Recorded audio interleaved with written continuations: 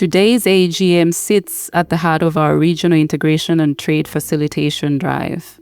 The purpose of the Aegm, therefore, is to review the extent and nature of non-tariff barriers, constraining Southern Africa's interregional trade. And like I said, there are a lot more than what I've just mentioned or tried to illustrate with the East African Community example.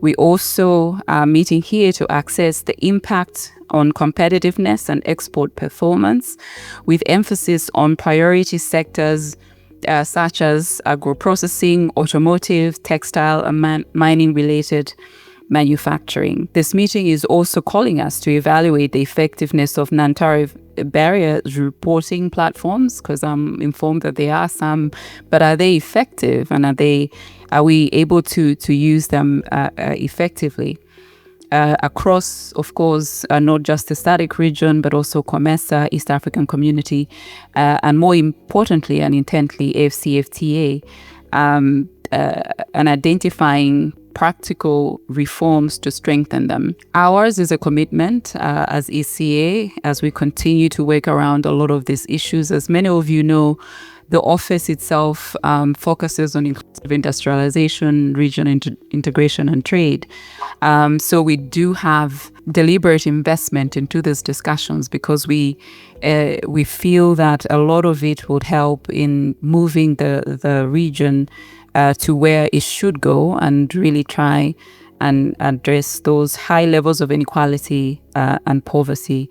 The Kingdom of Eswatini reaffirms the strategic significance of the African Continental Free Trade Agreement as Africa's most ambitious integration initiative, covering 1.4 billion people and a combined GDP of US dollars 3.4 trillion.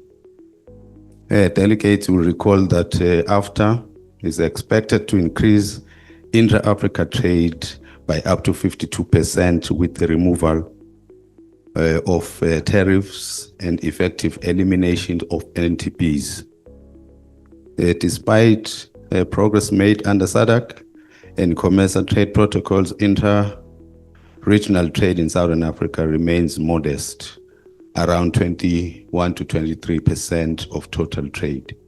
Such a phenomenon can only be attributed to the persistent NTPs, technical barriers to trade, SPS, and complex customs documentation procedures, which continue to undermine regional competitiveness and industrialization.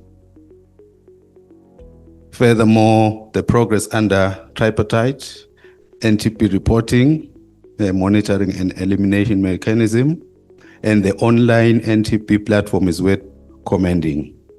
There is a need for mutual recognition of standards and certifications to ensure conformity assessment and validity across member states.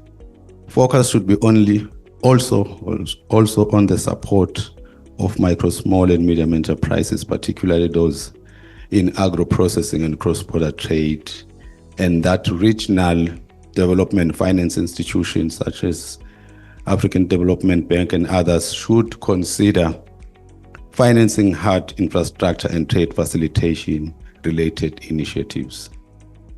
In terms of policy coherence and regulatory convergence, there is an urgent need for alignment between national AFTA implementation strategies, SADC trade protocol.